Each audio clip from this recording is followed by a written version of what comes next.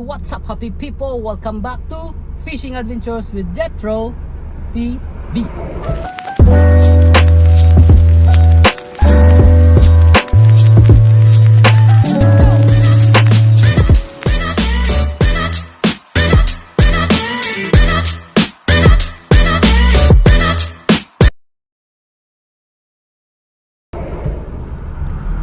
Okay guys, so sa episode naman natin ngayong araw is balik naman tayo dun sa Purple Island. Okay, so pero mas marami tayo ngayon. Makakasama natin yung BFF ko, si Mr. George Tagle. Okay, shout out sa iyo Toto George Tagle. Buti at naka-time ka at nagkasama tayo ulit.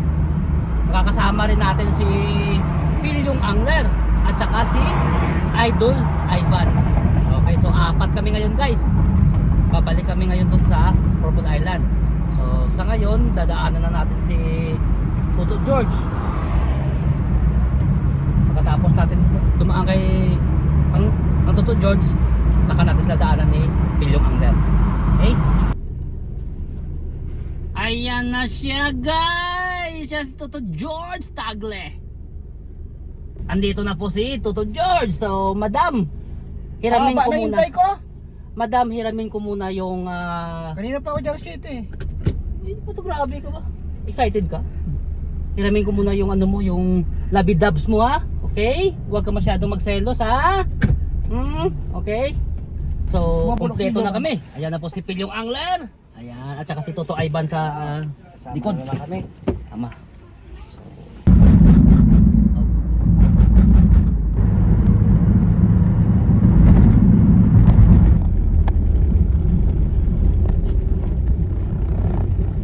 Dito na po tayo sa spot natin.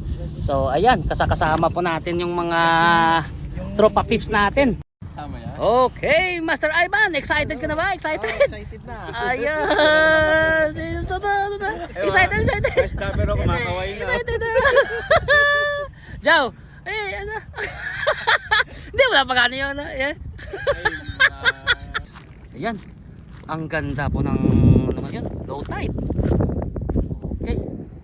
Kung maalala nyo last week na pagpunta namin dito ni Kuya Kim, yung mga ibang lahi nakadali ng mga mangrove snapper. So yun po yung target fish natin, mangrove. Hindi po tayo bumili ng hipon para mangbakuko, kasi ang target natin talaga mangrove lang. Ang pain natin is yung nakuha natin ng mga hanging queenfish. So finilay po natin yun at yun po ang ipangpain natin mamaya. Tapos sa madaling araw mag-casting at saka mag-jigging kami ni Kuya Kim. Okay? So set up na tayo guys para makahagis tayo para sa ating mga mangrove snapper. Okay.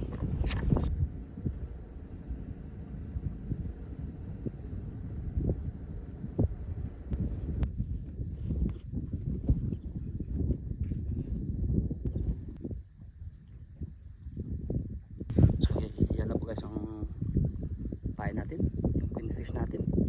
Hagis na po tayo dun. Okay. Hatiin mo lang. Okay guys, nakabinamano agad si Jojo. Panax! Hey, champion. Ito may... Ay grabe. Saglit na si Ivan no? Sus, sure win na agad. Ay grabe naman yung si Toto George. Banak at saka hamur yung nadali. Si paring Ivan no, nakalimutan niya yung pain na hipon niya. Kaya ito pamain. Kaya ito nanguha siya ng shell na yung parusa na vlog natin nung nakaraan ba. Yan ito, libre pa. Yan, ayan, dami na guys. Dami na yan. Sus, grabe si paring Ivan, ang bilis lang. Ayan po. Yan ang mga shell. Yan. Rush na rush. Yan, pang bakuko natin yan guys. Yan. Ayos. Alright. Nagsimula na magbabad si Toto Ivan. Yan. Makat natin. Nagbabad pa. Yan si Toto George. Yan. Grabe. Ayan. At kami ni Pilyong Angler ay ang prepare na. At kami maglulusong dun. Magka-casting kami. Casting, jigging. Lakad dun. Okay, kape-kape muna tayo guys. Tapos ay kape. Paanat na tayo dun. Okay guys, parang hindi maganda yung kondisyon ng katawan natin ngayon kasi nga siguro kulang tayo sa tulog mula pagkahapon. Kaya hindi na ako nagpatuloy doon ng pagcasting at saka jigging. Bumalik na ako dito, nangala yung ano ko. So magbe-bait and wait lang tayo guys. Balik tayo sa bakuko hunting. Okay, dito tayo.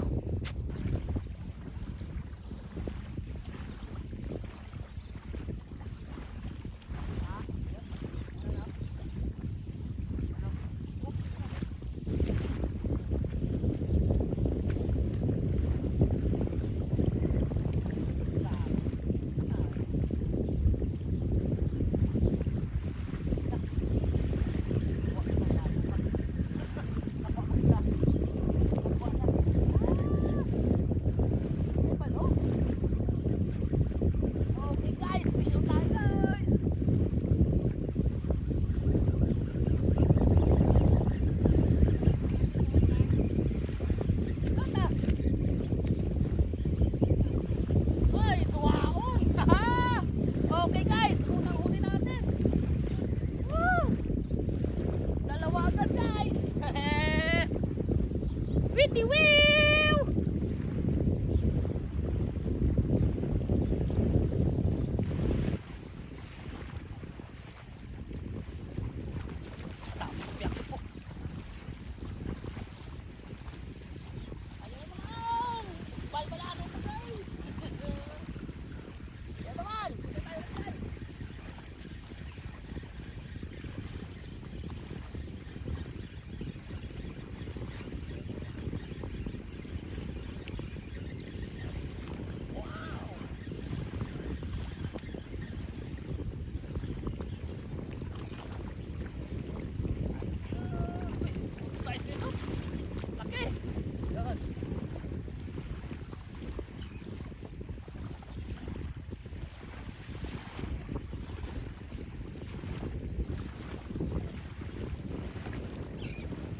Naka-fish on din si Toto Jow. Uy, good size ng mga bakuko dito guys. Ayan oh. Yan. Aywa.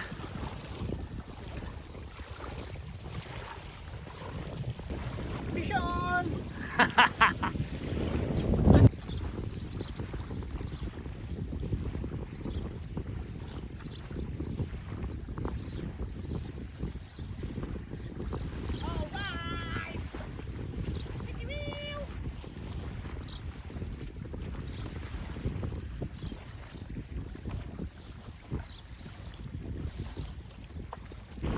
Guys, napaka-effective pa rin na talaga ng shell na to. Yan lang po ang pinangkain natin ngayon. So naka-save naman po tayo.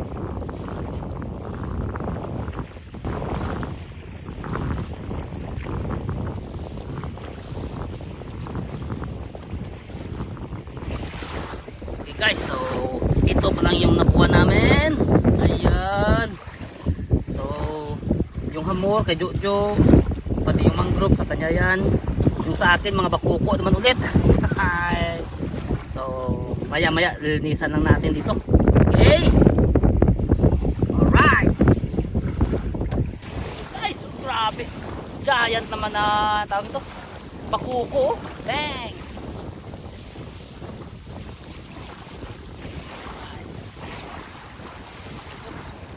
Ay, dito po tarya.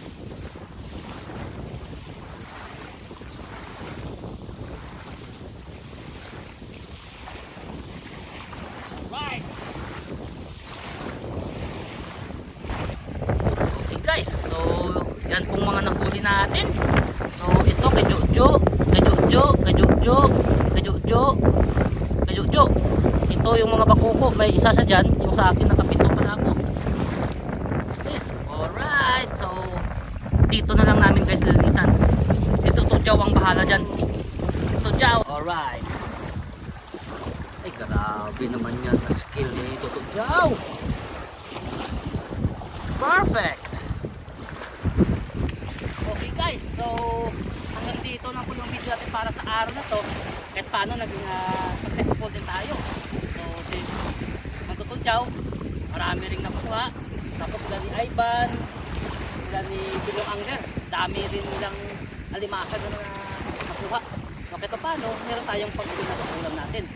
Okay, so nakita nyo naman ulit yung ginamit natin kanina na pangpain sa mga bakukop is yung shell. So effective pa rin talaga yung mga shell na yun. So sana po ay magkita ulit tayo sa ating susunod ng mga fishing adventures dito sa Bataan. Don't forget, spread love and always be happy! Bye!